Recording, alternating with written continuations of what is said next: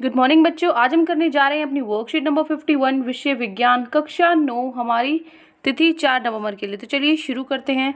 हम पढ़ रहे थे उत्तक के बारे में। आज हम पढ़ेंगे पेशीय उत्तक क्या होते हैं, क्या इनका कार्य होता है। हमारा जो शरीर है उसमें बहुत प्रकार की गति होती है ना। जैसे हम चल रहे हैं, उठ रहे हैं, बैठ रहे हैं, बहुत प्रकार की गति होती है। तो इसके लिए कौन सा उत्तक हमारी मदद करता है? तो ये जो गति है हमारे शरीर में, ये मांसपेशियों द्वारा होती है। ठीक है, मांसपेशियां पेशीय उत्तक से बनी होती हैं, जो लंबी कोशिकाओं का बना होता है, जिसे पेशीय तंतु रेशा भी कहते हैं। जो पेशीय उत्तक से बनी होती है हमारी मांसपेशियां, और वो किससे बना होता है? लंबे लंबे कोशिकाएं होती हैं, उनसे बना होता है, जिसको हम क्या बोलते हैं? पेशीय तंतु या रेशा भी बोलते हैं। ठीक है, तो पेशीय उत्तक की कोशिकाओं में एक विशेष प्रकार का प्रोटीन होता है, जिससे सिकुड़न वाला प्रोटीन कहते हैं। ठीक है, सिकुड़न वाला क्योंकि वो सिकुड़ता है। वो जो प्रोटीन होता है उसका क्या काम होता है? जिसमें संकुचन और प्रसार, मतलब वो सिकुड़ता है, खुलता है। तो इसी प्रोसेस से, इसी ऐसे बार बार खुलने और बंद होने से कारण से जो मांसपेशियां हैं सिकुड़ती हुई फैलती हैं और शरीर में गति करती हैं। क्योंकि हमारी जो हम चल रहे हैं या फिर हम उठ रहे हैं, हम अपने पैरों को मोड़ते हैं या फिर खोलते हैं, है ना। तो वो सिकुड़न है और जो फैलाते हैं हम, उसी से हमारे शरीर में गति होती है ना। तो जो पेशीय उत्तक है दो तरह के होते हैं, एक तो ऐच्छिक पेशीय उत्तक, एक अनैच्छिक। जैसे आपको नाम से ही पता लग रहा है, ऐच्छिक, ये हमारी इच्छा अनुसार होते हैं।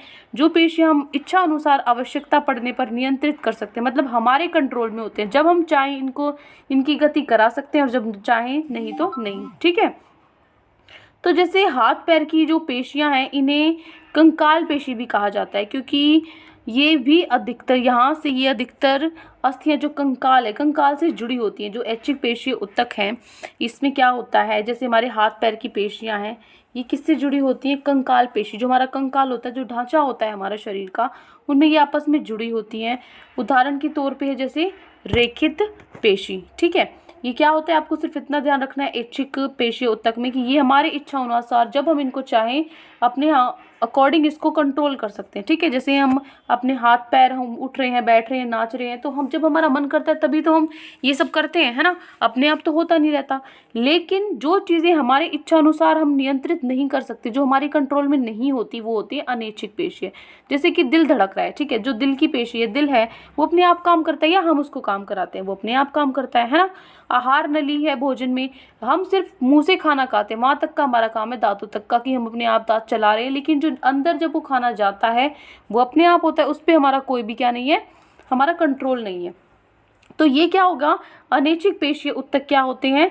जो इच्छा अनुसार नहीं होते, जो हमारे नियंत्रण में नहीं होते। ये क्या होते हैं? खुद अपना करते हैं।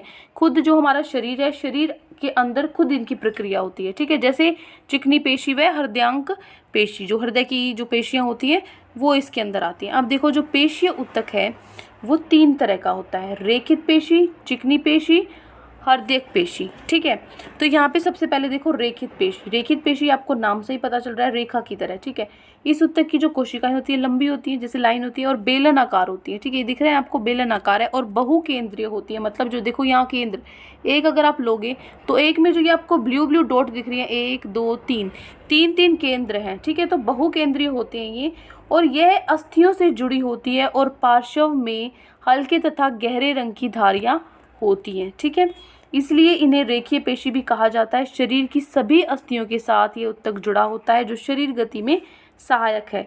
इसे हम इच्छा अनुसार नियंत्रित कर सकते हैं। ठीक है, ये हमारे, ये कैसी, ये वो है, हम इसको अपनी इच्छा अनुसार कर सकते हैं। ऐच्छिक है ये। ठीक है, ऐच्छिक और अनैच्छिक थी ना, तो ये हमारी इच्छा के अनुसार ही इनको हम काम करा सकते हैं इनसे। उसके बाद है चिकनी पेशी।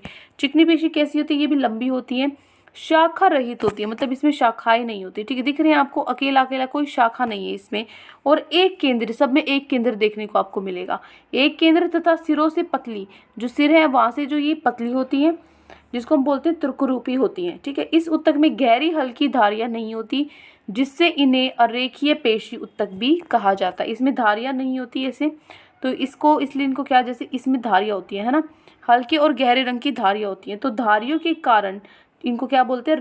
रेखी ये पेशी भी कहते हैं। ठीक है, लेकिन इनके अंदर ऐसे, जैसे आप ध्यान से देखोगे, इसको मैं आपको जूम करके दिखाती हूँ। ये देखो, ये देखो, इनके अंदर आपको पतली पतली धारियाँ दिख रही हैं, है ना। तो ये धारियाँ हैं, लेकिन यहाँ देखोगे इसके अंदर कोई धारियाँ नहीं है। तो ये इसके अंदर कोई धारियाँ नहीं है, तो ये क्या होता है, इसको हम बोलते हैं अरेखीय पेशी। ठीक है, तो यह कि एग्जाम्पल क्या है, इसके उदाहरण क्या है, कहाँ कहाँ होती है। ये जो हमारी सांस की नली होती है, अमाशय, यद आदि आंतरिक अंगों का निर्माण करता है। अंदर हमारे शरीर के जो नली वगैरह है, पेट वगैरह है, वहाँ पर ये पाई जाती है। ठीक है, उसके बाद है हृदयक पेशी। हृदयक पेशी में देखो, इस ऊतक की कोशिकाएं एक केंद्रीय बेलनाकार व शाखान्वित होती हैं। यह केवल हृदय में उपस्थित होती है। कहाँ होती है, सिर्फ हृदय की पेशी सिर्फ हृदय में मिलेगी, और इसका आकार कैसा होता है, बेलनाकार होता है। लेकिन इसमें क्या डिफरेंस है, बेलनाकार तो इसका भी था, लेकिन इसमें क्या होती है, शाखाएं होती है। दिख रही है आपको यहाँ से, ये क्या होती है, इसकी शाखाएं होती हैं। यह केवल हृदय में उपस्थित होता है और जीवन भर बिना थके लयबद्ध होकर फैलती व सिकुड़ती हैं, जो हृदय को गति प्रदान करती है। ठीक है, पूरी लाइफ है जो ये बिना थके हारे काम करता है। अब देखो आज के जो प्रश्न उत्तर है। पहला प्रश्न है, पेशीय ऊतक का शरीर में क्या कार्य है। क्या कार्य है पेशीय ऊतक का शरीर में, तो लिखो, हमारे शरीर में जो गति है मांसपेशियों द्वारा होती है। मांसपेशियां पेशीय ऊतक से बनी होती हैं। ठीक है, ये लाइन लिखोगे। उसके बाद लिखोगे, पेशीय ऊतक की कोशिकाओं में एक विशेष प्रकार का प्रोटीन होता है जिसे सिकुड़न वाला प्रोटीन कहते हैं, जिससे संकुचन और प्रसार के कारण मांसपेशियां सिकुड़ती और फैलती और शरीर में गति होती है। जो अंडरलाइन किया है सिर्फ वो आपको लिखना है। ठीक है, उत्तर नंबर 1। जितना अंडरलाइन किया है सिर्फ उतना, जो अंडरलाइन जिस पे लाइन नहीं लगी हुई है वो नहीं लिखना, एज इट इज़ जिस पे लाइन लगी हुई है वो आपको उतारना है अपनी नोटबुक में। तो ये हो गया आपका प्रश्न नंबर 1 का उत्तर। ठीक है, अब चलते हैं प्रश्न नंबर 2। प्रश्न 2 है, हृदय किस प्रकार की पेशी ऊतक से बना होता है, इनकी विशेषताएं लिखी। अब देखो ये इसका उत्तर, तो किस प्रकार की पेशियों से बना है, जो हृदयक पेशी होती है। ठीक है, तो इसका उत्तर क्या है, हृदय किस प्रकार की पेशी से बना होता है, तो आप लिखोगे हृदयक पेशी से। हृदय किस प्रकार, यहाँ से किस प्रकार से लिखोगे, हृदयक पेशी से बना होता है। ठीक है, यहाँ पे आप क्या लिखोगे, ये लिखोगे, ये आपको लिखना है। ठीक है, इनकी विशेषताएं बतानी है, 2 बतानी है आपको विशेषताएं। तो क्या लिखोगे, सबसे पहले हृदय किस प्रकार की पेशियों से बना होता है, हृदयक पेशी से बना होता है। उसके बाद इनकी विशेषताएं लिखनी है, तो इनकी विशेषताएं लिखोगे, इस ऊतक की कोशिकाएं क्या होती हैं, एक केंद्रीय बेलनाकार व शाखान्वित होती हैं। ये तो हो गया पहला पॉइंट। ठीक है, दूसरा पॉइंट यह है, केवल हृदय में उपस्थित होती हैं। और तीसरा, जीवन भर बिना थके लंबवत होकर फैलती व सिकुड़ती है, जिसे हृदय को गति प्रदान होती है। ठीक है, ये हो गया आपका दूसरा पॉइंट। ठीक है, दोबारा से बता देती हूँ, आपको कोई डाउट है इस क्वेश्चन में तो प्रश्न नंबर 2 का उत्तर ध्यान से सुनो। प्रश्न 2 है आपका, हृदय किस प्रकार की पेशी ऊतक से बना होता है, तो लिखोगे हृदयक पेशी से बना होता है। ठीक है, हृदयक पेशी से बना होता है।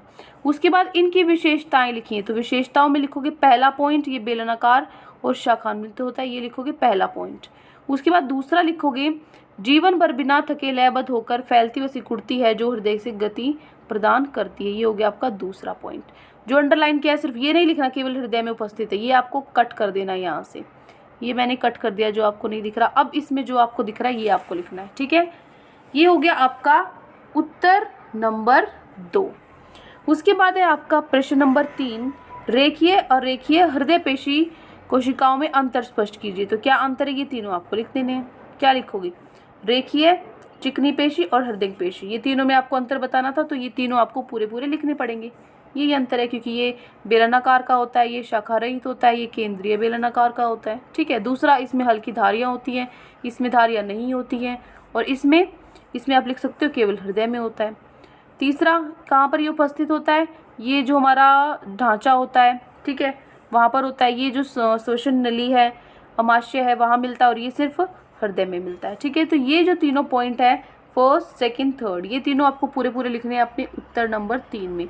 तो ये हो गया आपका उत्तर नंबर 3। ठीक है, उसके बाद चलते हैं हम प्रश्न नंबर 4 पे।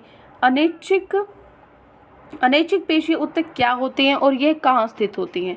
कहाँ होते हैं अनैच्छिक, देखो क्या होते हैं और कहाँ स्थित होते हैं, तो ये आपको पूरा लिखना है। लिखोगे अनिश्चित पेशी है जिन पेशियों को हम इच्छानुसार नियंत्रित नहीं कर सकते, जैसे हृदय की पेशी, आहार नली में भोजन का प्रवाह इत्यादि। उदाहरण चिकनी पेशी एवं हृदय पेशी। ये आपको लिखना है उत्तर नंबर 4 में। कहाँ पे होता है? हृदय में होता है। ठीक है, आहार नली में होता है, हृदय की पेशी में होता है जो भोजन प्रवाह करता है, ये सब।